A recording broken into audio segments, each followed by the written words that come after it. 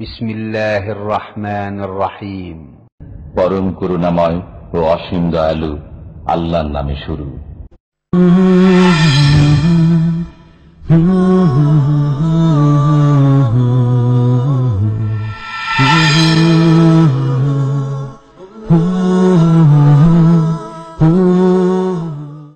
ومن أحسن قولا ممن دعا إلى الله وعمل صالحا وقال إنني من المسلمين.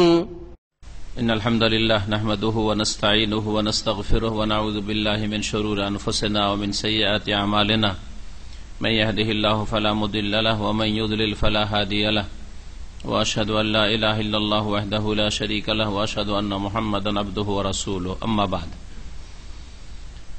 فأعوذ بالله من الشيطان الرجيم والذين آمنوا أشد حبا لله.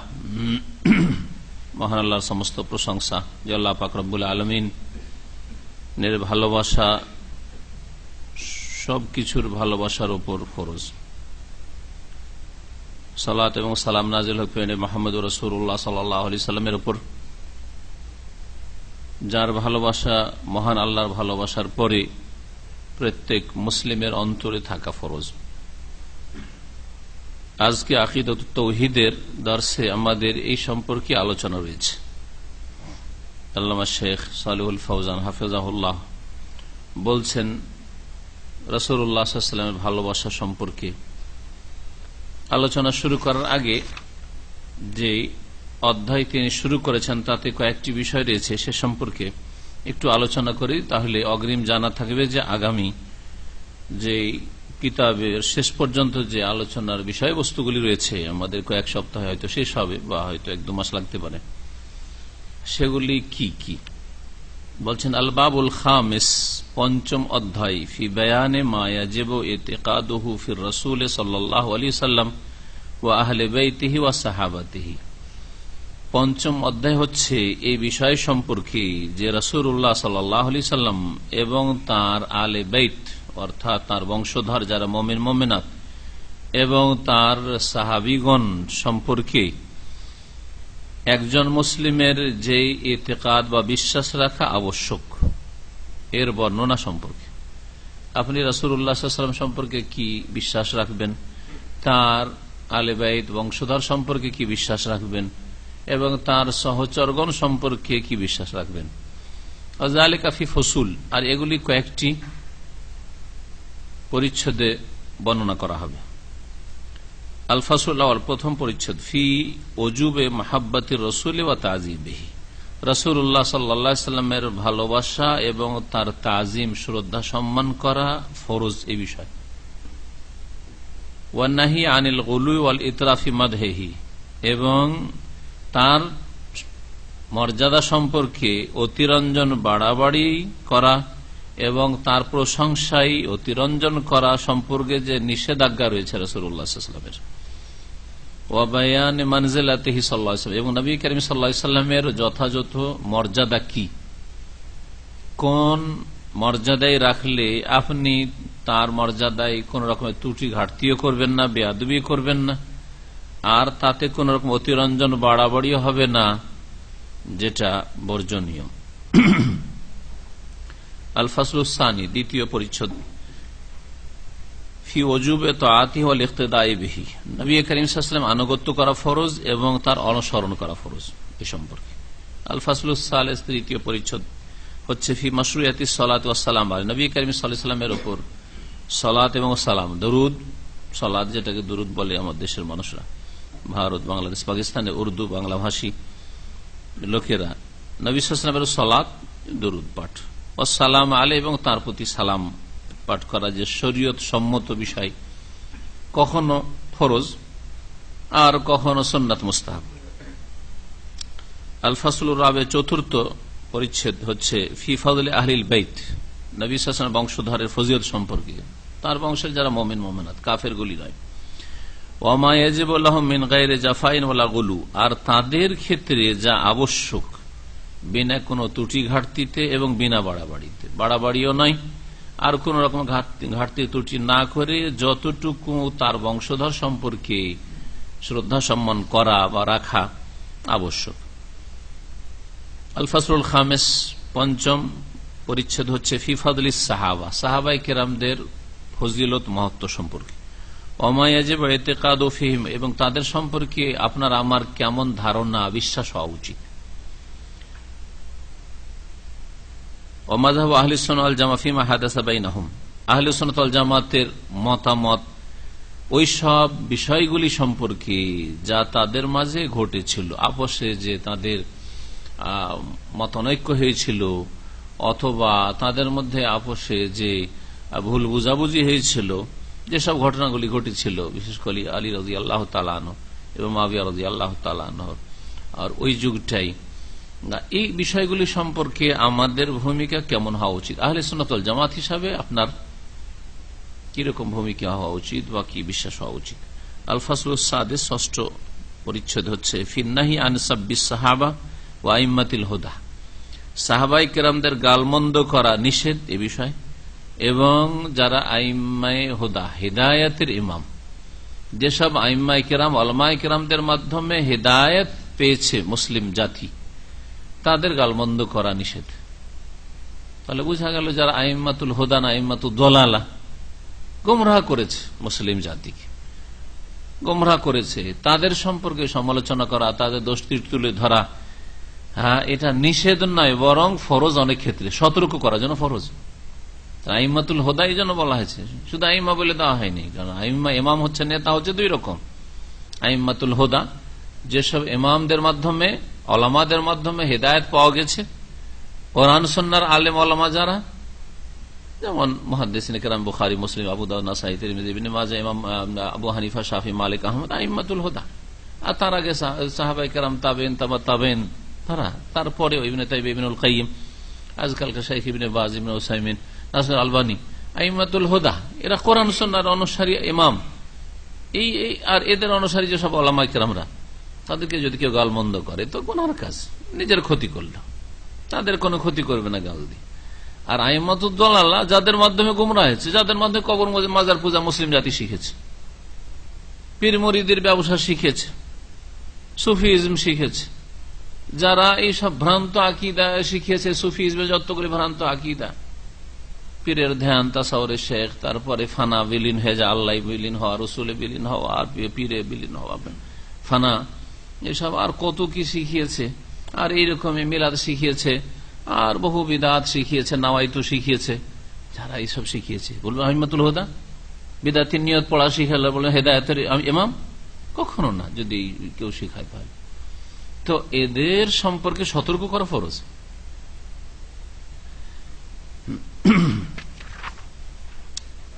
এখন আসেন প্রথম যে বিষয়টি, আল ফাসলুল আওয়াল, প্রথম পরিচ্ছেদ, ফি ওজুবে মাহাব্বাতির রাসূল সাল্লাল্লাহু আলাইহি ওয়াসাল্লাম ওয়া তাযীমিহি, রাসূলুল্লাহ সাল্লাল্লাহু আলাইহি ওয়াসাল্লামের ভালোবাসা যে ফরজ, আবশ্যক এই বিষয়ে, এবং তার তাজিম, শ্রদ্ধা সম্মান করা ফরজ। এটা কোনো মুস্তাহাব জিনিস নয়, বরং ফরজ। কিন্তু তাজিম, শ্রদ্ধা সম্মানের একটা গিয়ে সীমানা আছে, উপর দিয়ে নিচে নামালে যেমন কারো বেজ্জতি হবে, মানহানি হবে, তেমন ওপরে উঠাইতে উঠাইতে বেশি ওপরে উঠিয়ে দিলে সেখানে অন্যের হক নষ্ট করা হবে। রাসূলুল্লাহ সাল্লাল্লাহু আলাইহি ওয়াসাল্লামকে যদি ওপরে উঠানো যায় বেশি, তাহলে আল্লাহর হক দিয়ে দিতে হবে। মানুষের মধ্যে সবচেয়ে শ্রেষ্ঠ, কিন্তু মানুষের যতটুকু হক দেওয়া উচিত, যতটুকু তার মর্যাদা দেওয়া উচিত, আল্লাহ কোরআনে দিয়েছেন, তার রাসূল সাল্লাল্লাহু আলাইহি ওয়াসাল্লাম হাদিসে বলেছেন, ততটাই আপনি দিতে পারেন, তার বেশি দিতে পারবেন না। তার বেশি হচ্ছে আল্লাহ পাকের কোন গুণ তার মধ্যে ধারণা করা। সামান্য যদি ধারণা করেন যে আল্লাহর কোন গুণ ছিল, আল্লাহ যে কাজটি করেন ওইটি আমার রসুলও করেন, আলীও করেন, তাহলে এটা আপনি সম্মান করলেন না, আপনি শিরক করলেন, আপনি কুফরি করলেন। আপনি এই জন্য দুই দিকে সীমানা আছে, নিচের দিকে একটা সীমানা আছে, উপর দিকে সীমানা আছে, মনে রাখবেন। যে কোনো ব্যক্তির মান মর্যাদার ক্ষেত্রে, আপনার মা বাবার ক্ষেত্রে নেই, নিচে একটা সীমানা আছে, ওর নিচে নামানো যাবে না, আর ওপরে একটা সীমানা আছে, আছে না নেই? মায়ের ভালোবাসা মায়ের মতো, স্ত্রীর ভালোবাসা স্ত্রীর মতো, প্রত্যেকটা ধরন আলাদা থাকবে, ঠিক না? আলাদা থাকবে। একটা আপনার মেয়ে কিন্তু ছোটকালে যখন ছোট ছিল, 5 বছর 7 বছর 8 বছর 9 বছর পর্যন্ত যেভাবে আদর ভালোবাসা করেছেন তার একটা ধরন আলাদা আছে। যখন আপনারই মেয়েটা যখন সাবালিকা হয়ে গেছে, যখন 12 বছর 14 বছর 18 বছর হয়েছে, তখন তাকেও ভালোবাসেন, কিন্তু তার ভালোবাসার ধরনটা আলাদা হয়ে গেছে।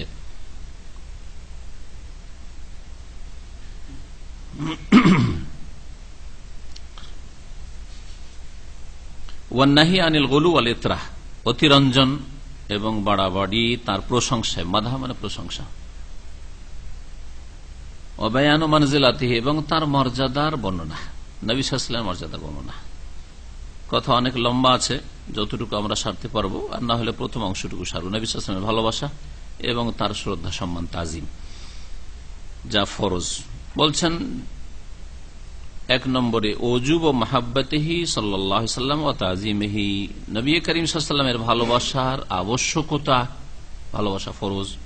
ওয়া তাজিমিহি, এবং তার তাজিম শ্রদ্ধা সম্মান করা ফরজ। এই বিষয়ে বলছেন ইয়াজিবু আলাল আবদি আউয়ালান, প্রথমত প্রত্যেক বান্দার জন্য ফরজ মাহাব্বতুল্লাহ আযজা ওয়া জাল্লা, মহান আল্লাহর ভালোবাসা।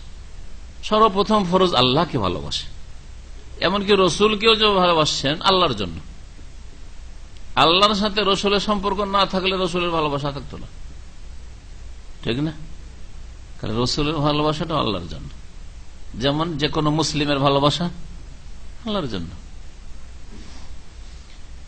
তো বলছেন বান্দার উপর প্রথমত ফরজ হচ্ছে মাহাব্বাতুল্লাহ আযজা ওয়া জাল্লা, মহান আল্লাহর ভালোবাসা। ওয়াহিয়া মিন আযামি আনওয়াইল ইবাদাহ, এবং আল্লাহর ভালোবাসা ইবাদতের সবচেয়ে বড় গুরুত্বপূর্ণ একটি প্রকরণ বা কিসিম, গুরুত্বপূর্ণ একটি ইবাদত। আল্লাহর ভালোবাসা হচ্ছে একটি গুরুত্বপূর্ণ ইবাদত। আল্লাহর ভালোবাসা ইবাদত, অন্তরের ইবাদত। তাহলে মহাব্বত ভালোবাসা, আল্লাহর যে ভালোবাসা, এটা হচ্ছে ইবাদত।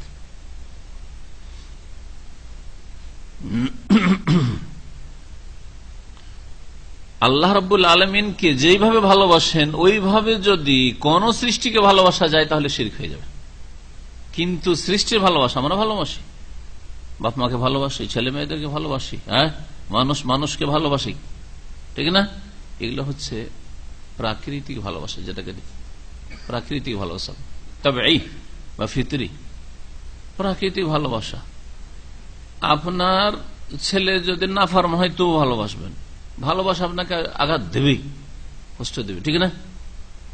আপনার মা বাপ যদি খারাপ হয় তবু ভালোবাসবেন, মাঝে মাঝে খারাপ লাগলেও ও ভালোবাসা থেকে আপনি মুক্ত হতে পারছেন না। এটা প্রাকৃতিক ভালোবাসা, এটা হচ্ছে দ্বীনি ভালোবাসা। দ্বীনি ভালোবাসা হচ্ছে যে কোনো মুমিনের সাথে, ওর সাথে আপনার রক্তের সম্পর্ক থাক আর নাই থাক, ওর সাথে চেনার পরিচয় থাক আর নাই থাক, এই ভালোবাসা। কিন্তু সেই ভালোবাসাটা মানুষের জন্য যতটা ভালোবাসা উপযোগী ততটা হইতে হবে। আল্লাহর জন্য যেই রকমের ভালোবাসা হয় সেই রকম ভালোবাসা চলবে না। আল্লাহকে এত ভালোবাসি যে অন্তরের, কথার, কাজের, অঙ্গ প্রত্যঙ্গ সমস্ত ইবাদত বন্দেগী আল্লাহকে দিই। ইন্না সলাতি ওয়া নুসুকি ওয়া মাহইয়ায়া ওয়া মামাতি লিল্লাহি রাব্বিল আলামিন, নামাজ, ইবাদত বন্দেগী আর জীবন মরণ সবকিছু আল্লাহর জন্য। কিন্তু আপনি যদি যে কোনো বড় ব্যক্তি, সারা পৃথিবীর দুনিয়ার সবচেয়ে বড় ব্যক্তি, বড় নেক ব্যক্তিকে যদি আল্লাহর হক একটা সিজদা দিয়ে দেন, মুশরিক আপনি, ঠিক না? এটা দেওয়া যাবে না। তো আল্লাহর ভালোবাসা হচ্ছে ইবাদত, আর ওই ধরনের ভালোবাসা কাউকে দেওয়া যাবে না। আল্লাহ তাআলা মহান আল্লাহ ইরশাদ করেছেন, ওয়াল্লাযীনা আমানু আশাদ্দু হুব্বান লিল্লাহ, যারা সত্যিকার মুমিন তারা আল্লাহকে সবচেয়ে বেশি ভালোবাসে। তার আগে আল্লাহ বলেছেন যারা পৌত্তলিক, যারা মুশরিক, যারা বহুত্ববাদী, ওয়া মিনান নাস মান ইয়াত্তাখিযু মিন দুনিল্লাহি আনদাদা, তারা অনেক শরীক স্থাপন করেছে, সাব্যস্ত করেছে আল্লাহর। ইউহিব্বুনাহুম কাহুব্বিল্লাহ, তারা ওইসব শরীকদেরকে এমন ভালোবাসে যেমন আল্লাহকে ভালোবাসে, বা যেমন আল্লাহকে ভালোবাসা উচিত, আল্লাহর মতো করে ভালোবাসে। আছে না? নেই?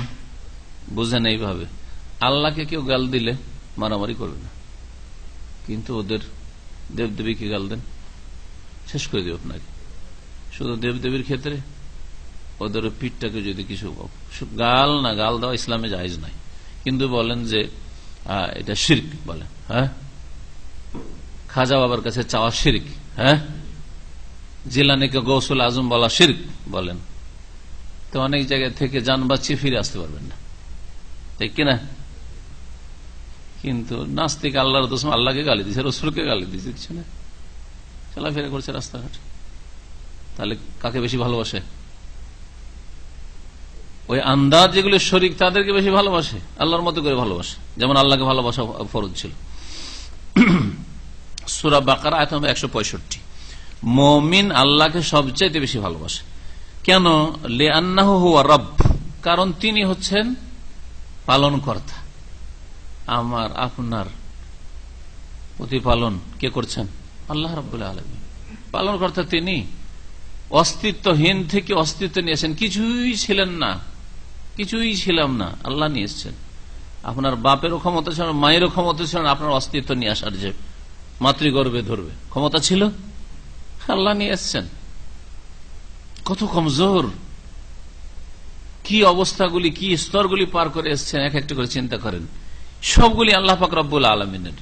ঠিক আছে, এই পর্যন্ত পৌঁছার ক্ষেত্রে বাপ মায়ের কিছু প্রতিপালন রয়েছে, তরবিয়ত রয়েছে, কিন্তু সীমিত, ঠিক না? সীমিত। তারপরে যতটা তাদের ক্ষমতায় ছিল, কিন্তু আল্লাহ রাব্বুল আলামিনের অসাধারণ নিয়ামত রয়েছে আপনার লালন পালনের ক্ষেত্রে। এই জন্য রব, রব্বা ইউরাব্বি তারবিয়া মানে হচ্ছে লালন পালন করা। আল মুতাফাদ্দাল আলা ইবাদিহি, যিনি অনুগ্রহকারী বান্দাদের উপর, বেজামিন নিয়াম, সমস্ত নিয়ামত দ্বারা। সব নিয়ামত আল্লাহ পাকের, জাহিরিহা প্রকাশ্য, অবাতিহা যেগুলো অপ্রকাশ্য। জাহিরি নিয়ামত হোক আর বাতি, কত যে নিয়ামত আছে আপনার কাছে, ভিতরের সুস্থতা, ভিতরের যে অবস্থা, বাইরের বহু নিয়ামত রয়েছে। সুম্মা বাদা মাহাব্বাতিল্লাহি তাআলা, আল্লাহ পাকের ভালোবাসা তাহলে এক নম্বরে। তার ভালোবাসার পরে তাজিব মাহাব্বাতু রাসূলিহি মুহাম্মাদিন সাল্লাল্লাহু আলাইহি ওয়াসাল্লাম, রাসূলুল্লাহ সাল্লাল্লাহু আলাইহি ওয়াসাল্লামের ভালোবাসা ফরজ। আল্লাহর ভালোবাসার পর 2 নম্বরে রাসূলুল্লাহ সাল্লাল্লাহু আলাইহি ওয়াসাল্লাম ভালোবাসা ফরজ। কেন বলছেন? লিআন্নাহু হুয়াল্লাযী দাআ ইলাল্লাহ, কারণ তিনি তো আল্লাহর দিকে ডেকেছেন, তিনি তো আল্লাহর সাথে পরিচয় করিয়ে দিয়েছেন। রাসূলুল্লাহ সাল্লাল্লাহু আলাইহি ওয়াসাল্লাম আল্লাহর দিকে আহ্বান করেছেন, ওয়া আররাফা বিহি, এবং আল্লাহর সাথে পরিচয় করিয়ে দিয়েছেন তিনি। তিনি যদি এই দিনে হক না নিয়ে আসতেন আর না পৌঁছিয়ে যেতেন আমাদের পূর্বপুরুষদের কাছে, যাদের মাধ্যমে আমাদের কাছে এই দিন পৌঁছেছে, আর যেই দিন আলেম ওলামারা শিখে আমাকে আপনাকে শিখিয়েছে, যদি এই পরিচয়টা তিনি না করাতেন তাহলে অন্ধকারে থাকতেন কুফরির, শিরকের, পাপের। ওয়াবাল্লাগা শরিয়াতাহু, এবং আল্লাহর নাযিলকৃত শরীয়তকে তিনি পৌঁছে দিয়েছেন। বায়ান আহকামাহু, এবং শরীয়তের বিধি বিধান তিনি বর্ণনা করে দিয়েছেন। ফামা হাসাইল মুমিন মিন খাইরিন ফিদ দুনিয়া ওয়াল আখিরাহ ফাআলা ইয়াদি হাযার রাসূল, যে কোন ইহকাল পরকালের কল্যাণ কোন মুমিন হাসিল করেছে তা একমাত্র এই রাসূলের মাধ্যমে করেছে, তার হাতে, তার মাধ্যমে এসেছে। ওয়ালা ইয়াদখুলু আহাদুন আল জান্নাতা ইল্লা বিতাআতিহি, আর কোন মানুষ তার আনুগত্য ছাড়া, রাসূলকে মানা ছাড়া জান্নাতে যেতে পারবে না। ওয়া ইন তুতিউহু তাহতাদু, যদি রাসূলকে মানো তাহলে হেদায়েত পাবে, মানে রাস্তা পাবে, জান্নাতের রাস্তা পাবে, সিরাতে মুস্তাকিম পাবে, আর সিরাতে মুস্তাকিম জান্নাতে নিয়ে যাবে। ওয়াত্তিবাই, এবং তার অনুসরণ ছাড়া, তার অনুসরণ, তার পেছনে পেছনে না চললে জান্নাত পাবেন না। ওয়াফিল হাদিস, এবং হাদিসে রয়েছে নবী করিম সাল্লাল্লাহু আলাইহি ওয়াসাল্লামের ভালোবাসা, আল্লাহর ভালোবাসা সম্পর্কে, সালাসু মান কুন্না ফি, 3টি ভালো বৈশিষ্ট্য রয়েছে, যার মধ্যে এই 3টি বৈশিষ্ট্য পাওয়া যাবে। ওয়াজাদা হালাওয়াতাল ঈমান, সেই ব্যক্তি ঈমানের স্বাদ পাবে, ঈমানের স্বাদ পাবে। এই 3টি গুণ যদি আপনার মধ্যে থাকে তো ঈমানের স্বাদ পাবেন। মুসলিম হয়ে আমরা মুসলিম জীবনের স্বাদ পাই না, কারণ এই গুণগুলি আমাদের মধ্যে নেই। যার মধ্যে এই গুণগুলি যত বেশি আছে সে স্বাদ পায়। জ্বরের মুখে থাকলে ভালো ভালো খাবার খেয়ে কোনো স্বাদ পান না, জানা আছে না নেই? আপনার তো পুরুষ মানুষ, পেটে বাচ্চা রাখেন, যদি পেটে বাচ্চা রাখতেন তো বুঝতে পারতেন যে মহিলারা প্রথম গর্ভধারণের পরে 3 থেকে 4 মাস কোনো স্বাদ পায় না। গোস্ত খাচ্ছে না, মাছ না, শাক না, সবজি, কোনো স্বাদ পায় না, সবগুলি একই রকম পানি। জিজ্ঞেস করবেন, বিবিকে জিজ্ঞেস করবেন কেমন লাগে তোমাকে, গোস্ত আর মাছে পার্থক্য করতে পারো না? কিছুই না, কিছু বুঝে না। ভালো করে জিজ্ঞেস করবে। তাদের কাছ থেকে শুধু কাজ নেন, স্বার্থ হাসিল করেন, কিন্তু সমবেদনা প্রকাশ করেন না, তাদের পাশে বসেন না, জিজ্ঞেস করেন না যে কি পরিস্থিতি, কি অবস্থায় এই বাচ্চাটাকে 9 মাস 10 মাস ধরে গর্ভধারণ করলো, পেটে রাখলো, কি হচ্ছে তার, খাচ্ছে না কেন, বিছানায় লম্বা হয়ে পড়ে থাকছে কেন, চলতে পারছে না কেন, জিজ্ঞেস করেন। সুবহানাল্লাহ। তো যেমন স্বাদ পায় না এই অবস্থার কারণে, ঠিক তেমনি মুসলিমের মধ্যে এই 3টি গুণ যদি না থাকে তাহলে ইমানের স্বাদ পাবে না। আর আজকাল অধিকাংশ মুসলিমদের অবস্থা এরকম, এই গুণগুলি নেই, সেজন্য ইমানের স্বাদ পায় না। প্রথম গুণ হচ্ছে আইয়াকুন আল্লাহ ওয়া রাসূলুহু আহাব্বা ইলাইহি মিম্মা সিওয়াহুমা। আইয়াকুন আল্লাহ ওয়া রাসূলুহু হবে, রাসূলুহু ভুল লেখা আছে, অনেক সময় যে কাতেব টাইপের ভুল হয়ে যাবে প্রিন্টার। আইয়াকুন আল্লাহ ওয়া রাসূলুহু আহাব্বা, ইয়াকুনুর ইসমকে দাম্মা পেশ হবে। আল্লাহ এবং তার রাসূল যেন তার নিকটে, ওই মুমিন ব্যক্তির নিকটে অধিক প্রিয় হয়, মিম্মা সিওয়াহুমা, আল্লাহ এবং রাসূল ছাড়া পৃথিবীতে যে কেউ রয়েছে, যা কিছু রয়েছে, সমস্ত কিছু চাইতে সবচেয়ে বেশি যখন ভালোবাসবেন আল্লাহকে, তারপরে সবচেয়ে বেশি ভালোবাসবেন রাসূলুল্লাহ সাল্লাল্লাহু আলাইহি সাল্লামকে, তখন আপনি ইমানের স্বাদ পাবেন। একটা গুণ হইতে হবে, আপনার কাছে আল্লাহ সবচেয়ে ভালোবাসার জিনিস এবং তার রাসূল সবচেয়ে ভালোবাসার পাত্র। 2 নম্বর, ওয়া ইউহিব্বাল মারআ লা ইউহিব্বুহু ইল্লা লিল্লাহ, আর যে কোনো মানুষকে ভালোবাসবেন একমাত্র আল্লাহর জন্য ভালোবাসবেন। যে কোনো মানুষের সাথে আপনার কেন মহব্বত, কেন বন্ধুত্ব, কেন আপনার ওর দিকে একটা টান, আল্লাহর জন্য, লিল্লাহ। কি বলেছেন? লিল্লাহ। ভালোবাসা মানুষের সাথে হইতে হবে লিল্লাহ এবং ফিল্লাহ হইতে হবে। আরবিতে দুটো কথা মনে রাখেন, আল্লাহর স্বার্থে হইতে হবে, আল্লাহর জন্য হইতে হবে, এবং ফিল্লাহ আল্লাহর ক্ষেত্রে, মানে এমন ক্ষেত্রগুলি হইতে হবে যেখানে আল্লাহর ক্ষেত্র, আল্লাহর কাজে ওরা আছে, সেজন্য আল্লাহর কারণে লিল্লাহ আর ফিল্লাহ। এই লিল্লাহ আর ফিল্লাহ দুটো শব্দ ঠিক আছে। সারা পৃথিবীর যে কাউকে ভালোবাসবেন, কি যেন ভালোবাসবেন? এই লিল্লাহ এবং ফিল্লাহ, আল্লাহর জন্য, আল্লাহর ক্ষেত্রে। আর একটা চলবে না, মা আল্লাহ, আল্লাহর সাথে অন্যের ভালোবাসা চলবে না।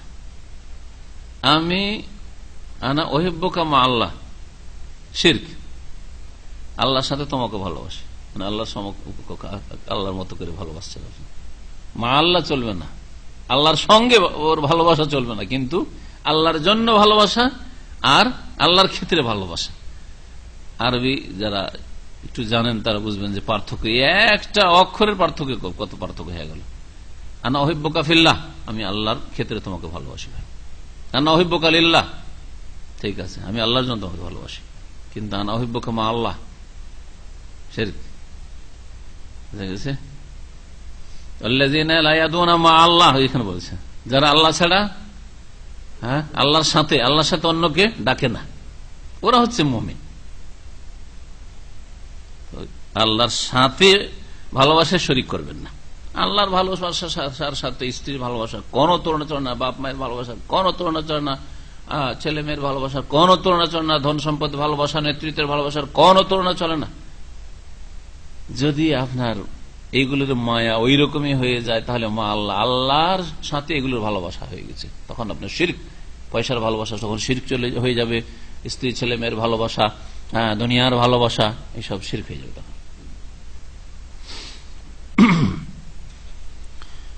তাহলে দ্বিতীয় গুণ হচ্ছে যে মানুষকে ভালোবাসবেন কিসের জন্য? আল্লাহর জন্য, লিল্লাহ। 3 নম্বর গুণ হচ্ছে ওয়াইয়াকরাহা আইয়াউদা ফিল কুফরি, কুফরিতে ফিরে যাওয়াকে একজন মুমিন যেন চরম ঘৃণা করে। বাদা আন আনকাযাহুল্লাহু মিনহু, আল্লাহ যখন তাকে উদ্ধার করে নিয়েছেন সেই কুফরি থেকে, উদ্ধার করে নেওয়ার পরে কুফরিতে ফিরে যাওয়াকে এত ঘৃণা করে, কামা ইয়াকরাহু, যেমন সে ঘৃণা করে, আইয়ুকযাহা ফিন্নার, যে তাকে আগুনে ফেলা হোক। কাউকে যদি আগুনে ফেলা হয় তাহলে সে কি জানে প্রাণে চেষ্টাতে কোনো ত্রুটি রাখবে আগুন থেকে বাঁচার জন্য? যেমন জানে প্রাণে যতটা ক্ষমতা আছে, যে কোনো কৌশলে হোক অথবা গায়ের বলে হোক, যেভাবে হোক না কেন, আপনি আগুন থেকে নিজেকে রক্ষা করার চেষ্টা করবেন দুনিয়ায়, ওই রকমই আপনি কুফরিতে ফিরে যাওয়াকে ঘৃণা করবেন মুসলিম হওয়ার পরে। আলহামদুলিল্লাহ আমার মুসলিম পরিবারের জন্য আগুনেও ঝাঁপ দিতে প্রস্তুত, কিন্তু কুফরিতে ফিরে যাওয়ার প্রশ্নে উঠে না, গুমরাহিতে ফিরে যাওয়ার প্রশ্নে উঠে না। আমাকে প্রলোভন দেবে যে তোকে ঠিক আছে একটা মন্ত্রিত্ব দেব, কিন্তু তোকে খ্রিস্টান হয়ে যেতে হবে অথবা কাদিয়ানি হয়ে যেতে হবে, হ্যাঁ, অথবা তোকে মাজারে মাজারে যেতে হবে, একটা চাদরে চড়িয়ে আসতে হবে, সেজদা করতে হবে। আচ্ছা আমাকে জ্বালিয়ে দাও তবু করবো না, নেতৃত্ব পদ দূরের কথা, এই গুণ হইতে হবে। কিন্তু আজকাল মানুষের ইমান, এক এক লোকের ইমান এক একটা অ্যামাউন্ট দিয়ে কেনা যায়। কাউকে 50-100 টাকার মোবাইল দিয়ে কেনা যেতে পারে। এখন একটা মোবাইল ফেলে দিয়ে চলে যান, আর ফিরে পাবেন না। তো 100 টাকার মোবাইলও বিক্রি করে ইমান আছে না নেই? আর বড় বড়দের এরকম বড় বড় ইয়ে দিয়ে, ঠিক আছে তোমার সব ঠিক থাকবে, নেতৃত্ব ঠিক থাকবে, কিন্তু এই কাজগুলি করতে, সমস্ত ইমান ভঙ্গকারী সব কাজ করে ফেলতে পারবে। ইমান ইসলাম ভঙ্গকারী যে বিষয়গুলি রয়েছে সবগুলি করে ফেলতে পারবে, শুধু নিজের নেতৃত্ব ঠিক রাখার জন্য অথবা ব্যবসা বাণিজ্য ঠিক রাখার জন্য। পূজার চাঁদাই, পূজার চাঁদাটি বললেন, কবর মাজারের চাঁদা না, চাঁদা না দিলে এই মার্কেটে দোকানপাট আছে, যদি দোকানপাট রাখতে হয় তো চাঁদা দিতে হয়। এই করে মুসলিমরা পূজার চাঁদা দিচ্ছে আর মাজারের চাঁদা দিচ্ছে। এটা শিরকি কাজ না? যে কুফরিতে ফিরে যাওয়া নয়? শুধু কিসের জন্য? যাতে করে আমার ব্যবসা বাণিজ্যের ক্ষতি না হয়, কাস্টমার হাতছাড়া না হয়ে যায়, আর সমালোচনার পাত্র না হয়, এইটুকু। তাহলে আমাদের কাছে ইমানের মূল্য কতটা চিন্তা করে। এই হাদিস মুত্তাফাকুন আলাইহি, বুখারী মুসলিমের হাদিস। এই হাদিসে কি পাওয়া গেল? রাসূলুল্লাহ সাল্লাল্লাহু আলাইহি ওয়াসাল্লাম ভালোবাসা, আল্লাহ এবং রাসূলের ভালোবাসা, হ্যাঁ, আহাব্বা ইলাইহি মিম্মা সিওয়াহুমা, সবচেয়ে বেশি আপনার অন্তরে হবে, দুনিয়ার সমস্ত ভালোবাসার চাইতে বেশি ভালোবাসা। ফামাহাব্বাতু রাসূল তাবিআতুন লিমাহাব্বাতিল্লাহ। এই হাদিস দ্বারা আরো প্রমাণিত হলো যে আল্লাহর মহব্বতের অন্তর্ভুক্ত বা আওতাভুক্ত হচ্ছে রাসূলের মহব্বত। ফামাহাব্বাতু রাসূল তাবিআতুন লিমাহাব্বাতিল্লাহ, তারা মহান আল্লাহর ভালোবাসার আওতাভুক্ত হচ্ছে রাসূলের মহব্বত। লাযিমাতুন লাহা, এবং আল্লাহর ভালোবাসা আবশ্যক করে আপনার জন্য রাসূলের ভালোবাসা। আল্লাহকে যখন ভালোবাসা, রাসূলকে ভালোবাসতেই হয়। রসুলকে ভালোবাসা ছাড়া যদি পৃথক করে আমি আল্লাহকে ভালোবাসি কিন্তু আমি রসুলকে ভালোবাসি, যেমন খ্রিস্টান ধরেন, একজন খ্রিস্টান বলছে আমি তো গড বিশ্বাস করি, আমি অলমাইটি বিশ্বাস করি, আল্লাহ বিশ্বাস করি, হ্যাঁ, আর ইব্রাহিম আব্রাহামকে মানি, আমি মুজেস মানি, আমি জিসাস মানি, সব মানি, কিন্তু মোহাম্মদকে মানি না, বাবা আমি ভালোবাসি না। কাফের কিনা? হ্যাঁ। তো আল্লাহর ভালোবাসা আবশ্যক করে আপনার জন্য রসুলের ভালোবাসা, কারণ আল্লাহর রাস্তা বা আল্লাহর জান্নাত পাওয়ার জন্য এই মোহাম্মদ রাসূলুল্লাহ রাস্তা ছাড়া কোনো রাস্তা নেই, তার অনুসরণ ছাড়া, তার আনুগত্য ছাড়া কোনো উপায় নেই। ওয়াতালিহা ফিল মারতাবা, আর আল্লাহর ভালোবাসার পরে হচ্ছে রসুলের ভালোবাসার স্থান, সমান করে দিবেন না, তারপরে রাখবেন। ওয়াকাদ জাআ বিখুসুসি মাহাব্বতি সাল্লাল্লাহু আলাইহি ওয়াসাল্লাম, এবং বিশেষ করে রাসূলুল্লাহ সাল্লাল্লাহু আলাইহি ওয়াসাল্লাম ভালোবাসার ক্ষেত্রে হাদিস এসেছে, বেশ কিছু হাদিস এসেছে। ও ওজুব তাকদিম আলা মাহাব্বাতি কুল্লি মাহবুবিন সিওয়াল্লাহি তাআলা, এবং ও ওজুব তাকদিমেহা, রাসূলুল্লাহ সাল্লাল্লাহু আলাইহি ওয়াসাল্লামের ভালোবাসাকে অগ্রাধিকার দিতে হবে আল্লাহ ছাড়া যে কোনো বস্তুর ভালোবাসার উপর। আল্লাহর ভালোবাসা এক নম্বরে, তারপরে রাসূলুল্লাহ সাল্লাল্লাহু আলাইহি ওয়াসাল্লামের ভালোবাসা সারা পৃথিবীর যত প্রিয় বস্তু হইতে পারে সমস্ত কিছুর উপর কি করতে হবে? প্রাধান্য দিতে হবে, অগ্রাধিকার দিতে হবে। এই মর্মে হাদিস দেখেন, নবী সাল্লাল্লাহু আলাইহি ওয়াসাল্লাম বাণী, লা ইউমিনু আহাদুকুম, তোমাদেরকে অতক্ষণ পর্যন্ত সত্যিকার অর্থে মুমিন হবে না, বা মুমিন হবে না, হাত্তা আকুন আহাব্বা ইলাইহি, যতক্ষণ পর্যন্ত আমি তার কাছে অধিক প্রিয় না হয়ে যাব, মিন ওয়ালাদিহি, তার ছেলে মেয়ের চাইতে, ওয়া ওয়ালিদিহি, তার মাতা পিতার চাইতে, ওয়ান নাসি আজমাইন, এবং সমস্ত মানুষের চাইতে, সমস্ত মানুষের চাইতে। কারণ সাধারণত মানুষ ধনের চাইতে বেশি জনকে ভালোবাসে, মা বাপ, ছেলে মেয়ে, স্ত্রী, এগুলিকে ধনের চাইতে বেশি ভালোবাসে। আপনার স্ত্রীকে আরোগ্য করার জন্য, আপনার মা বাপের রোগ ভালো করার জন্য, বা ছেলে মেয়ে রোগ ভালো করার জন্য যদি গোটা জমি জায়গা ধন সম্পদ সব লুটিয়ে দিতে হয়, করবেন না? করবেন না? তাহলে আপনি টাকাকে বেশি ভালোবাসেন না ছেলে মেয়েকে বেশি ভালোবাসেন? এই জন্য এখানে ব্যক্তিগুলির কথা বলা হয়েছে, কিন্তু এখানে উদ্দেশ্যই না যে ব্যক্তি ছাড়া বস্তুকে আপনি কেউ যদি না, ছেলে মেয়েকে অত ভালোবাসে না, ছেলে মেয়ের উপরে আল্লাহকে ভালোবাসে, কিন্তু পয়সাকে খুব ভালোবাসে, তাহলে সে মুমিন হইতে পারবে না। পয়সার ভালোবাসা যদি প্রাধান্য পেয়ে যায় আল্লাহ এবং রসুলের ভালোবাসার উপর, বিশেষ করে রসুলের কথা এখানে বলা হয়েছে, আল্লাহর ভালোবাসার কথা এতক্ষণ শুনলেন। সূরা তওবার আয়াত নম্বর 24 নোট করে রাখেন, যেটা এখানে লেখক উল্লেখ করেননি। ওই আয়াতে আল্লাহ পাক দুনিয়ার বেশ কিছু ব্যক্তি বস্তুর কথা উল্লেখ করেছেন। কুল ইন কানা আবাউকুম ওয়া আবনাউকুম ওয়া ইখওয়ানুকুম ওয়া আজওয়াজুকুম ওয়া আশীরাতুকুম ওয়া আমালুন ইকতারাফতুমুহা ওয়া তিজারাতুন তাকশাউনা কাসাদাহা ওয়া মাসাকিনু তারদাউনাহা আহাব্বা ইলাইকুম মিনাল্লাহি ওয়া রাসূলিহি। এই সব ব্যক্তি বস্তুগুলি যদি তোমাদের কাছে প্রিয় হয়ে যায় বেশি আল্লাহর চাইতে এবং তার রাসূলের চাইতে, তাহলে কোরআনে কারীমে রাসূলের কথা রয়েছে। হ্যাঁ, আল্লাহর ভালোবাসার পর রাসূলের ভালোবাসার কথা। যদি এইরকম হয়ে যায় যে দুনিয়ার ব্যক্তি বস্তুকে তোমরা বেশি ভালোবাসতে লেগেছে রাসূলের চাইতে, ফাতারাব্বাসু, তাহলে অপেক্ষা করো, থামো। এটা ধমকের কথা। হ্যাঁ, শাসক বলছে থাম, দেখছি। ফাতারাব্বাসু, অপেক্ষা করো আল্লাহর আযাবের, হাত্তা ইয়াতি আল্লাহু বিআমরিহি, আল্লাহর নির্দেশ আসা পর্যন্ত, আযাব শাস্তি আসা পর্যন্ত। বাল ওয়ারাদ আন্নাহু ইয়াজিবু আলাল মুমিন, বরং বর্ণিত হয়েছে হাদিসে যে মুমিনের জন্য ফরজ হচ্ছে আইয়াকুন আর রাসূল আহাব্বা ইলাইহি মিন নাফসিহি, এমনকি রাসূল সাল্লাল্লাহু আলাইহি সাল্লাম নিজের জান চাইতে, নিজের প্রাণ চাইতে যেন ভালোবাসার পাত্র হয়ে যান।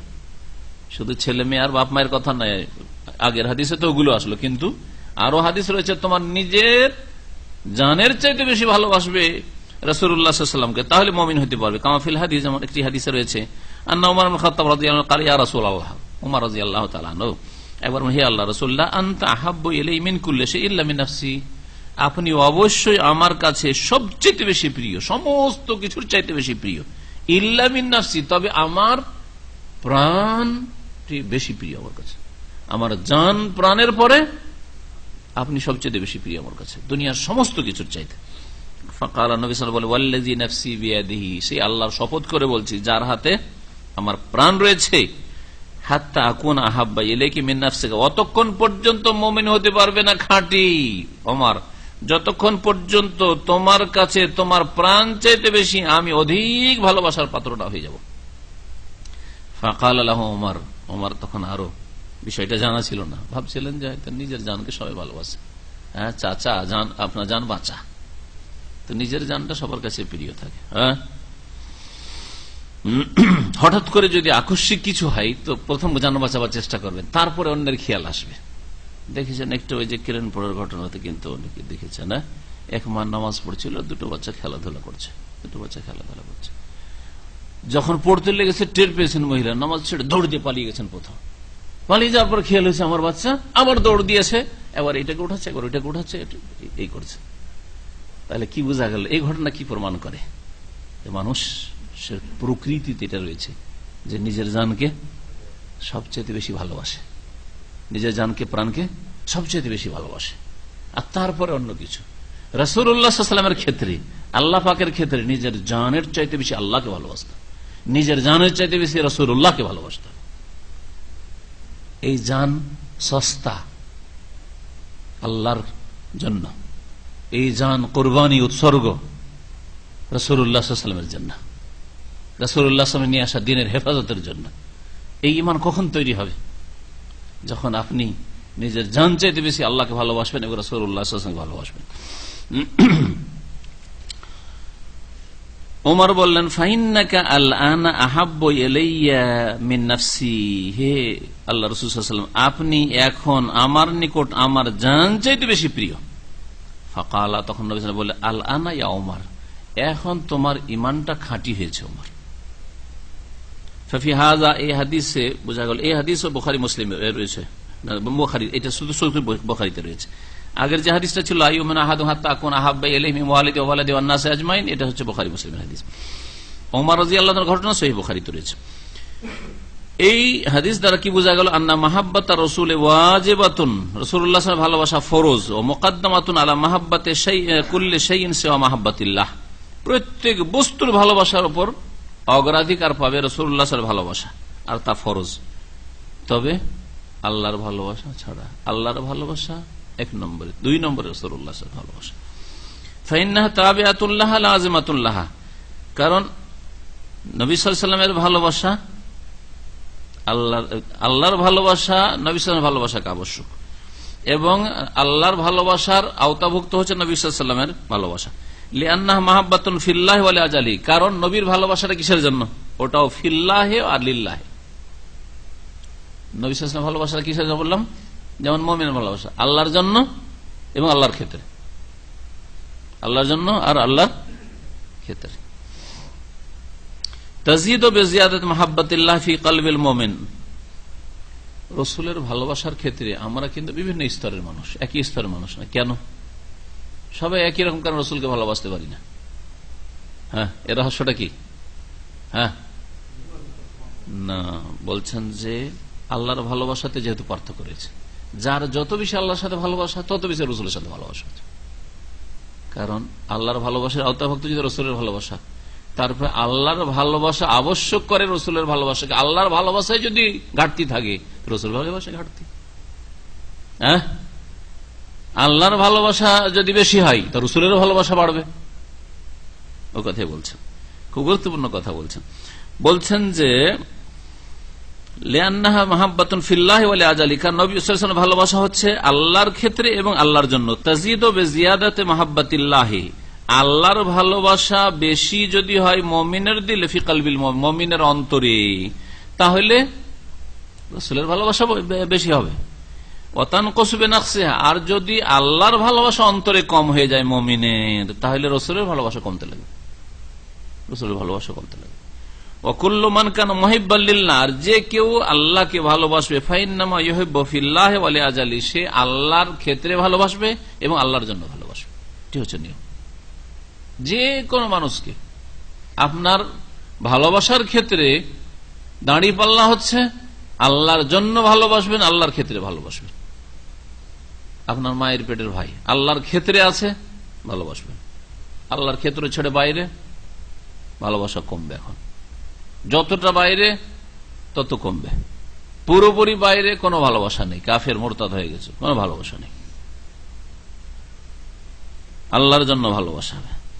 ওয়া মাহাব্বাতু সাল্লাল্লাহু আলাইহি ওয়াসাল্লাম তাকতাজি তাযীমাহু ওয়া তাওকীরাহু ওয়া ইত্তিবাহু, নবী সাল্লাল্লাহু আলাইহি ওয়াসাল্লামকে যখন ভালোবাসেন তো ভালোবাসার দাবির কথা বলছেন। তার ভালোবাসার দাবি হচ্ছে তাযীমাহু, তার শ্রদ্ধা সম্মান করা। যাকে ভালোবাসেন তাকে কি করবেন? সম্মান করবেন। ওয়া তাওকীরাহু, বড় হলে বড়কে ভালোবাসেন তাহলে সম্মান করবেন, আর ছোটকে ভালোবাসেন তো আদর স্নেহ করবেন। রাসূলুল্লাহ সাল্লাল্লাহু আলাইহি ওয়াসাল্লাম যেহেতু আমাদের বড়, সেজন্য তার ভালোবাসার দাবি হচ্ছে তার তাজিম, শ্রদ্ধা সম্মান করবেন এবং তার মান ইজ্জত দেবেন, যেমন আল্লাহ দিতে বলেছেন, অত্তিবা, এবং তার অনুসরণ করবেন, মানবেন। যে জায়গায় ভালোবাসা তার কথা মানে, কোন কথা নয় যে আপনার স্ত্রী যদি বলে তোমাকে খুব ভালোবাসি, ও ভালোবাসি, যখনই কথা বলেন ডানে চলতে মানে বামে চলে, মেনে নেবেন কি? কখনো মানবেন না। ওয়া তাকদীমু কওলিহি আলা কওলি কুল্লি আহাদ মিনাল খালক, এবং নবী সাল্লাল্লাহু আলাইহি ওয়াসাল্লাম ভালোবাসার দাবি হচ্ছে যে তার কথাকে সমস্ত সৃষ্টির, যে কোনো সৃষ্টি হোক না কেন, যে কোনো ব্যক্তি হোক না কেন, তার কথার ওপর অগ্রাধিকার দেবে। নবীর ভালোবাসার দাবিদার, নবীর ভালোবাসার দাবিদার। ইশকে রাসূল, ইশকে রাসূল, খুব ইশকে রাসূলের স্লোগান। কিন্তু যদি বলা হয় যে নবী সাল্লাল্লাহু আলাইহি ওয়াসাল্লামের আদর্শের খেলাফ হচ্ছে তোমার এই পীরের তরিকা, কোরআনে কোনো দলিল নেই, রাসূলের হাদিসে এই তরিকার ইবাদতের কোনো দলিল নেই, মানবে? লড়াই করবে আপনার সাথে। হ্যাঁ, কোথায় ভালোবাসা তাহলে? মিথ্যুকেরা। ও তাজিমে সুন্নতি, এবং নবী সাল্লাল্লাহু আলাইহি ওয়াসাল্লামের সুন্নত আদর্শের তাজিম করবেন, আপনি শ্রদ্ধা সম্মান করবেন। যদি নবীর ভালোবাসা আছে তো নবীর প্রত্যেকটি আদর্শের তাজিম আপনার অন্তরে তার একটা প্রভাব থাকতে হবে, তার একটা গুরুত্ব থাকতে হবে, তার একটা মর্যাদা থাকতে হবে, ঠিক কিনা? আর যদি হালকা মনে করেন, যেমন আজকে একভাবে বাংলাদেশ থেকে একটু আগে টেলিফোন করেছে, বলছে যে যে কোনো সুন্নাত ঢালা হারে, যে কোনো সুন্নাত ছেড়ে দিলে কোনো গুনাহ হবে না, এই ধরনের ফতুয়া কিছু আলেম নাকি চ্যালেঞ্জ করে করে দিচ্ছে। বলবে এটা কোনো হেকমতের কাজ না। প্রথম কথা ঢালা হারে, যদি বলে সুন্নতের রাতে বা নামাজগুলি ছাড়লে কোনো হবে না, ঠিক। যে কোনো সুন্নাত, তার মধ্যে আবার একটা একটা কথা, কোরবানি সুন্নাত বলছে অত গুনাহ হবে না, তারপরে বেতরের সুন্নাত, সুন্নাত মুআক্কাদা বলছে অত গুনাহ হবে না, হ্যাঁ ফজরের সুন্নাত নবী সাল্লাল্লাহু আলাইহি ওয়াসাল্লাম সফরও ছাড়েন না। আরে এক শ্রেণীর আলেম সমাজ আজকাল এমন এমন মুজতাহিদ হয়েছে যে আগের সমস্ত মুজতাহিদ সবগুলিকে আবার ওভারটেক করে আগে যেতে চায়, হিরো হইতে চায়। মুসিবত এগুলি। আর বড় বড় হিরো অনেকে ডক্টর লেখা আছে, আর এই জন্য ডক্টর শব্দটাতে আমার অ্যালার্জি বেশি। আর আমাকে অনেকে পরামর্শ দিয়েছে ডক্টর শব্দটা লাগাইলে ভালো হইতো। না না, এই শব্দ লাগাবো না।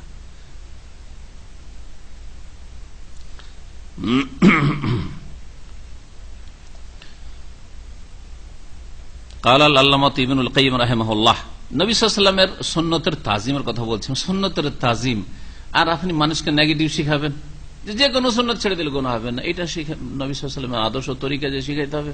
দেখো আমাদের তোমাদেরকে সুন্নত বললাম, কিন্তু সুন্নত ছেড়ে দিলে গুনাহ হবে না। দেখুন তো একটা হাদিস নবী এভাবে বলেছেন, বলেন। এই ভঙ্গিমাতে নবী সাল্লাল্লাহু আলাইহি ওয়াসাল্লাম কখনো সাহাবীদেরকে শিখিয়েছেন যে আমার সুন্নত ছেড়ে দিলে গুনাহ হবে না, শুনে রাখো তোমরা, এভাবে শিখিয়েছেন? তাহলে তুমি কেন শিখাবে মৌলভী সাহেব, ডক্টর সাহেব? আল্লাহ যেন বুঝার তৌফিক দান করেন। পজিটিভ বলেন। আপনাকে বলছি না যে আপনি বলেন যে কবিরা গুনাহ হবে আর এই হবে আর সেই হবে, এতগুলি ফতোয়া দিয়েন না, কিন্তু আপনি এমন বললেন না যাতে মানুষের কাছে সুন্নতের গুরুত্ব কমে যায়, সুন্নতের মর্যাদা কমে যায়, সুন্নতের উপর ভক্তি কমে যায়, হালকা মনে করতে লাগে, এইরকম যেন না হয়। আল্লামা ইবনুল কাইয়িম রাহমাতুল্লাহ আলাইহি বলছেন, ওয়া কুল্লু মাহাব্বাতিন ওয়া তাযীমিন লিল বাশার ফাইন্নামা তাজুযু তাবআন লিমাহাব্বাতিল্লাহি ওয়া তাযীমিহি। এটা কায়দা, শূন্য মূলনীতি ভালোবাসার ক্ষেত্রে। যে কোনো ভালোবাসা এবং যে কোনো তাজিম, শ্রদ্ধা সম্মান, লিল বাশার মানুষের শ্রদ্ধা সম্মান আর মানুষের ভালোবাসা, এটা হবে আল্লাহর ভালোবাসা এবং আল্লাহর তাজিমের আওতাভুক্ত, তার আওতাভুক্ত, তার বাইরে গিয়ে নয়। কেন আপনার নেতাকে ভালোবাসেন? বলছে আমাদের রাজনৈতিক দলের নেতা, সেই জন্য। রসুলের ভালোবাসার সাথে কোন সম্পর্ক আছে? আল্লাহর ভালোবাসার সাথে কোন আছে, যোগাযোগ আছে? এই চলবে না, এটা চলবে না। এই ফর্মুলা যদি মনে রাখেন, একে আমি খুব ভালোবাসি, কেন ভালোবাসেন? বলছে এর সাথে আমার ব্যবসা বাণিজ্যের বড় একটা স্বার্থ জড়িত আছে। আল্লাহর ভালোবাসার সাথে কোনো যোগাযোগ আছে? রাসূলের ভালোবাসার সাথে কোনো যোগাযোগ আছে? সব বর্জিত ভালোবাসা, আপত্তিকর ভালোবাসা, এগুলি পাপের রাস্তায় নিয়ে যাওয়া ভালোবাসা। সতর্ক, সাবধান হয়ে যান। শিরক বিদআতের তালিম দিয়েছে, চোখে আঙ্গুল দিয়ে দেখিয়ে দেওয়া হলে যে আপনাদের মুরব্বী বুজুর্গারে দিন যাদেরকে বলছেন শিরক আর বিদআতের তালিম দিয়েছে, দেখে তারপরে ভালোবাসা অন্তর থেকে সরাইতে পারছেন না। সেই ভালোবাসার জন্য যদি কেউ এই ভুলগুলি ধরিয়ে দিয়ে থাকে, সেই জন্য তাকে গালমন্দ করেন বা তার ক্ষেত্রে অ্যালার্জি, বরদাস্ত করতে পারেন না, তাহলে এই কোন ভালোবাসা? আল্লাহর জন্য ভালোবাসা? রাসূলের জন্য ভালোবাসা না। কথাটি খুব মূল্যবান। কুল্লু মাহাব্বাতিন, যে কোনো মহাব্বত এবং যে কোনো তাজিম মানুষের কি হবে? ফাইন্নামা তাজুযু, সেটা জায়েজ হবে তাবআন লিমাহাব্বাতিল্লাহ ওয়া তাজিমি, আল্লাহর মহাব্বত এবং আল্লাহর তাজিমের আওতাভুক্ত হয়ে, আল্লাহর ভালোবাসার, আল্লাহর শ্রদ্ধা সম্মানের, আজমতের অন্তর্ভুক্ত যদি হয়, আওতাভুক্ত হয়, তাহলে ঠিক আছে। তাহলে আমি এই ভাইকে কেন ভালোবাসি? যেহেতু সে আমার মুসলিম ভাই। কেন একে আপনি ভালোবাসেন? ওর দেখি 5 ওয়াক্ত নামাজের মাশাআল্লাহ প্রথম কাতারে থাকে, সে কেন একে ভালোবাসেন ভাই? মাশাআল্লাহ লোকটি সোমবার বৃহস্পতিবার রোজা রাখে বা মাসে 3টি রোজা রাখে। কেন একে ভালোবাসেন? প্রতি বছর দেখি যে হজের জন্য প্রস্তুতি নেয়, বছরে 2-3 বার উমরা করতে যাওয়ার চেষ্টা করে। এগুলো কিসের জন্য ভালোবাসা? আল্লাহর জন্য, রাসূলের জন্য। অথবা কেন ভালোবাসি? কোরআন হাদিসের কিছু জ্ঞান রাখে, আমার চেয়ে বেশি জ্ঞান রাখে, ইত্যাদি। কামাহাব্বাতে রাসূলিল্লাহ ওয়া তাযীমিহি, যেমন রাসূলুল্লাহ সাল্লাল্লাহু আলাইহি ওয়াসাল্লামের ভালোবাসা এবং তার তাজিম, এটা আল্লাহর ভালোবাসা এবং তাজিমের আওতাভুক্ত। ফাইন্নাহা মিন তামামে মাহাব্বাতে মুরসিলিহি ওয়া তাযীমিহি, রাসূলের ভালোবাসা হচ্ছে রাসূলকে প্রেরণকারীর ভালোবাসার পূর্ণতা এবং রাসূলুল্লাহ সাল্লাল্লাহু আলাইহি সাল্লামকে প্রেরণকারীর তাজিমের পূর্ণতা। বুঝতে পারছেন কথা? আল্লাহ প্রেরণ করেছেন রাসূলকে, তো আল্লাহ রাব্বুল আলামিনের ভালোবাসার পূর্ণতার একটা দিক হচ্ছে যে রাসূলকে ভালোবাসেন। কারণ কে পাঠিয়েছেন রাসূলকে? আল্লাহ পাঠিয়েছেন। রাসূলকে তাজিম কেন করছেন? কারণ আল্লাহকে আপনি তাজিম করেন, আর আল্লাহ রাব্বুল আলামিন তিনি তাকে রাসূল করে পাঠিয়েছেন, মনোনীত করেছেন। তাই ফাইন্না উম্মাতাহু ইউহিব্বুনাহু লিমাহাব্বাতিল্লাহি লাহু, এই জন্য নবী সাল্লাল্লাহু আলাইহি ওয়াসাল্লামের উম্মতের লোকেরা তাকে ভালোবাসে লিমাহাব্বাতিল্লাহি লাহু, আল্লাহর ভালোবাসার জন্য। আল্লাহকে যেহেতু ভালোবাসে সেজন্য নবীকে ভালোবাসে, আর আল্লাহ তাকে ভালোবাসে।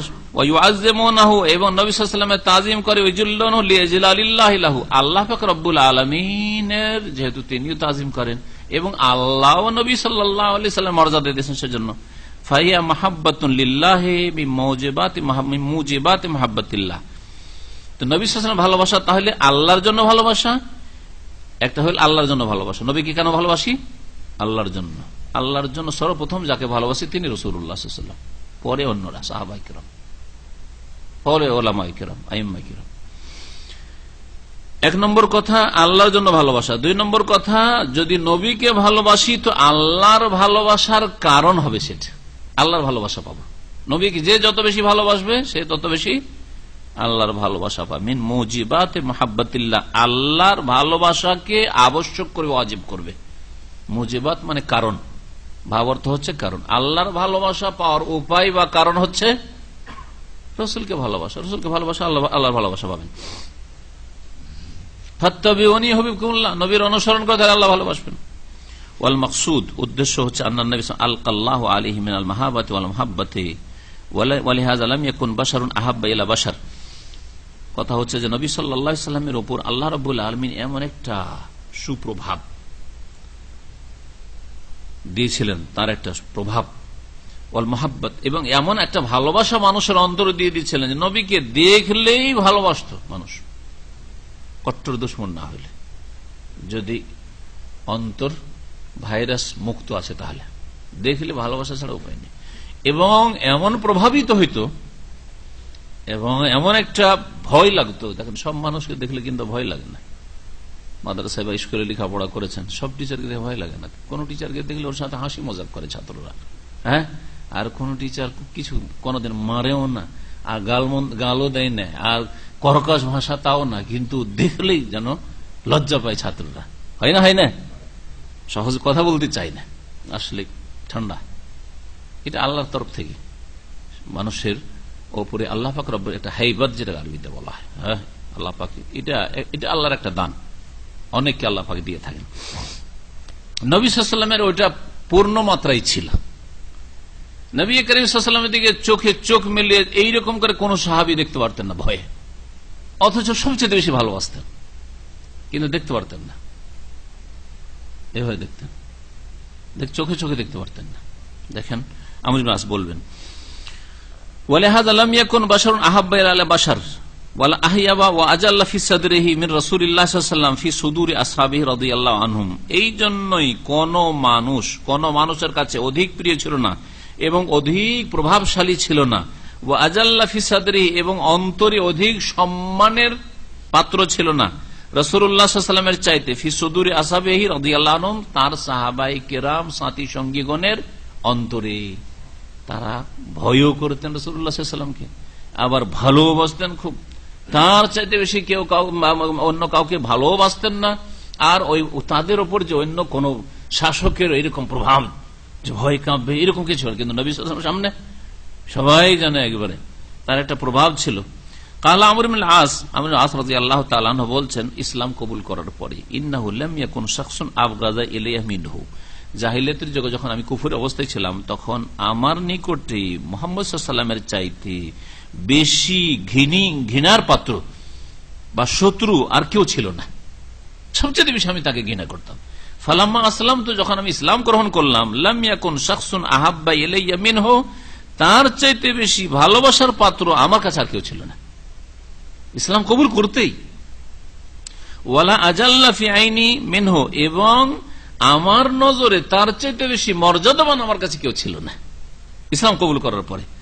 কালা বলছেন ওয়ালাউ সুইলতু আন আসিফাহু লাকুম লামা আতাকতু, কিন্তু যদি আমাকে জিজ্ঞেস করা হয় যে এত যে ভালোবাসো তুমি রাসূলুল্লাহ সাল্লাল্লাহু আলাইহি ওয়াসাল্লামকে, আর এত যে তুমি তাকে শ্রদ্ধা সম্মান করো, তো বলো তো তার মাথা থেকে পা পর্যন্ত তার শারীরিক যে বা দৈহিক যে গঠন রয়েছে অবয়ব, তা বয়ান করো তো দেখি, তার হুলিয়া বয়ান করো তো দেখি। বলছে যদি আমাকে জিজ্ঞাসা করা হয় আন আসিফাহু লাকুম, যে তোমাদের সামনে আমি তার মানে শারীরিক গঠন বর্ণনা করব, লামা আতাকতু, তাহলে আমি পারবো না, আমি বয়ান করতে পারবো না, কারণ ওই রকম নজর দিয়ে দেখিনি। লিআন্নী লাম আকুন আমলা আইনাইয়া মিনহু ইজলালান লাহু, কারণ আমি আমার দুই চোখ ভরে তাকে কখনো দেখি নাই ইজলালান লাহু, তার শ্রদ্ধা সম্মানে। এইরকম করে পুরো দেখো মাথা থেকে পা পর্যন্ত এইরকম করে সাহসী হয়নি, বলছেন আবুল আস, দেখারই সাহস হয়নি।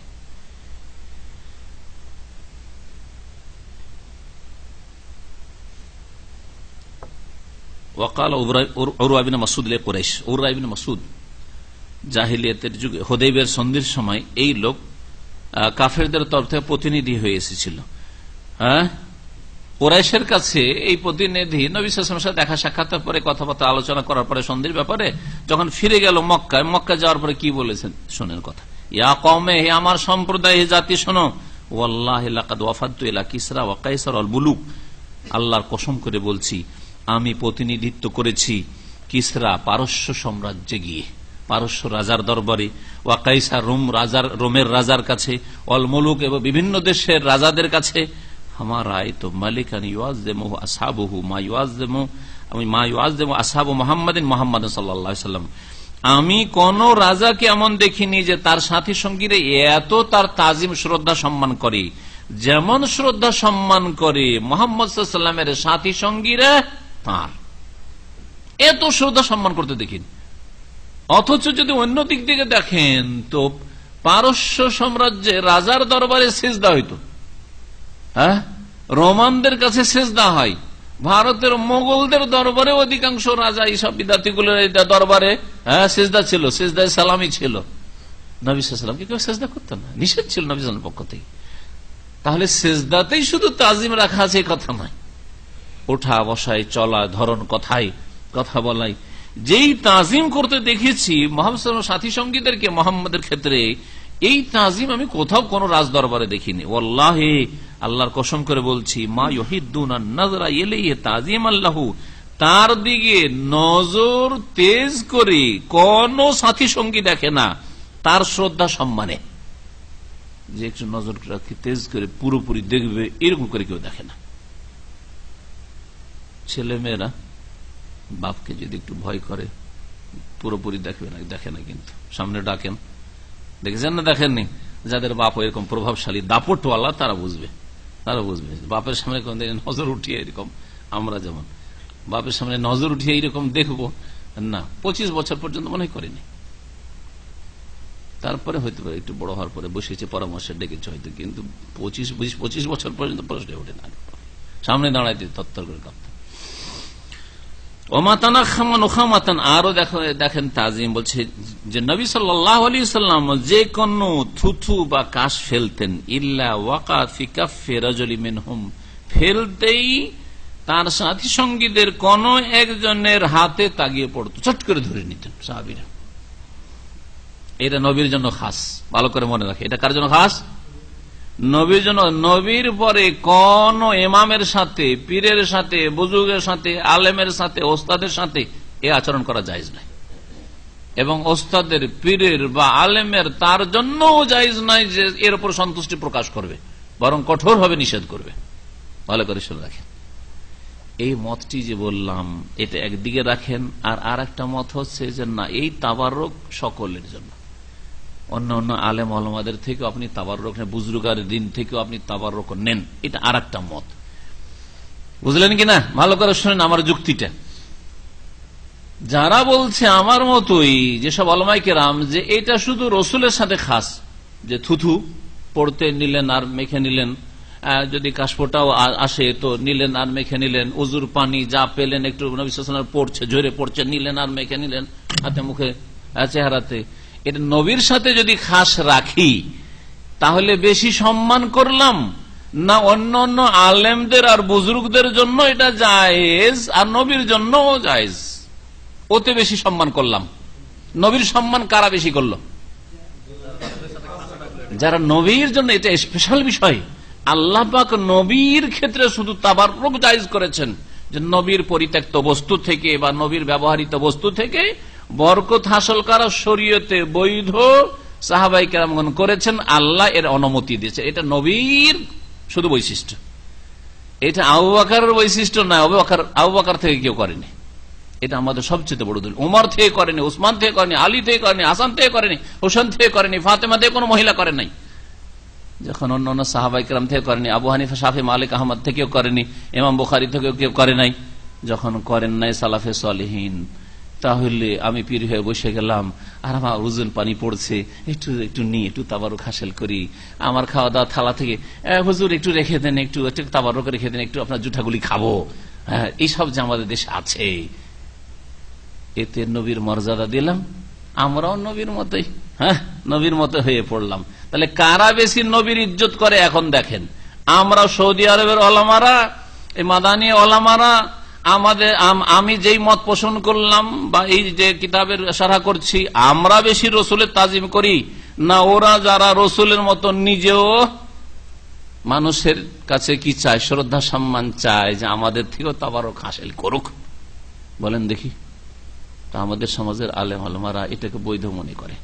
বুজুর্গান পীর মশাইকে এসছে, ভারত থেকে অমুক মাদানী সাহেব এসছে, অমুক পীর সাহেব এসছে, আর দেওবন্দ থেকে অমুক পীর এসছে, আর ওই জনপুরি এসছে, অমুক এসছে, তমুক এসছে, ফুরফুরা এসছে, তো তাবারুক হাসিল করা এটা শরীয়তে জায়েজ না। আবু বকরের জন্যই যদি না করে থাকেন, আবু বকর থেকে, ওমর থেকে, ওসমান থেকে না করে থাকেন, এগুলো কোন ক্ষেতের মূলা?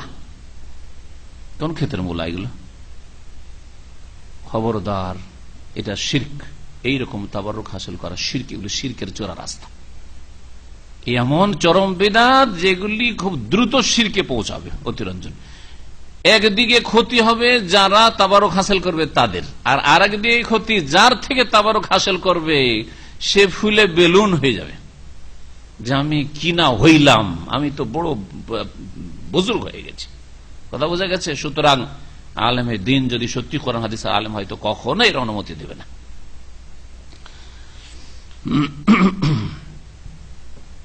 নবী করিম সাল্লাল্লাহু আলাইহি ওয়াসাল্লামের থুথু মোবারক অথবা কাশ নিয়ে সাহাবীরা কি করতেন? ফায়াদুল্লাহু বিহা ওয়াজহা ওয়া সাদরাহু, নিয়ে মুখমণ্ডল চেহারাতে ঘষে নিতেন অথবা সিনাতে শরীরে ঘষে নিতেন, নবীর জন্য খাস। ওয়াইজা তাওয়াদ্দা, আর নবী সাল্লাল্লাহু যখন ওযু করতেন, কাদু ইয়াক্তাতিলুনা আলা ওযুহি, তখন তারা তার ওযুর পানিগুলি যে ঝরে পড়ছে সেই পানি নিয়ে কাড়াকাড়ি করতে লড়াইয়ের মতো পরিস্থিতি তৈরি করে দিত, কাড়াকাড়ি শুরু করে দিত, আমি আমাকে একটু দাও। এইরকম তাজিম করতেন সাহাবায়ে কেরামগণ হুদাইবিয়ায়। হুদাইবিয়ায় বিশেষ করে করেছেন যাতে কাফেররা দেখে যে মোহাম্মদকে তাড়িয়েছি, যে মোহাম্মদকে আমরা খুন করার জন্য ষড়যন্ত্র করেছিলাম, যে মোহাম্মদকে মাতৃভূমি থেকে বিতাড়িত করেছি, তার কত মান ইজ্জত মদিনাবাসী করছে, সুতরাং তার ক্ষতি করতে পারেনি। আল্লাহ পাক যাকে উঠাতে চাইবেন কেউ নামাতে পারবে না। এটা একটা রহস্য ছিল যে নবী করিম সাল্লাল্লাহু আলাইহি ওয়াসাল্লাম বিশেষ করে হুদাইবিয়ার ওই সময় কাফেররা যখন দেখছে চারিদিক থেকে তামাশা, যে নবীর সাথী সঙ্গীরা মদিনার কতটা নবীর জন্য কুরবানি দেওয়ার জন্য প্রস্তুত রয়েছে, এখনো মক্কা বিজয় হয়নি, যাতে করে তাদের অন্তরে ভয় ভীতি ঢুকে রে, যারা নবীর উজুর পানি নিয়ে কাড়াকাড়ি করে, লড়াই করে, যারা নবীর কাশফোঁটা নিয়ে আর থুথু নিয়ে কাড়াকাড়ি করে, তারা কি নবী কি একা ছেড়ে দেবে? একা ছেড়ে দেবে না কখনো। সুতরাং আমাদের সর্বনাশ হবেই হবে, আমাদের পতন ঘটবে, আর আমাদের একদিন মক্কা ছাড়তে হবে, যাতে করে এখানে বুঝে নেই।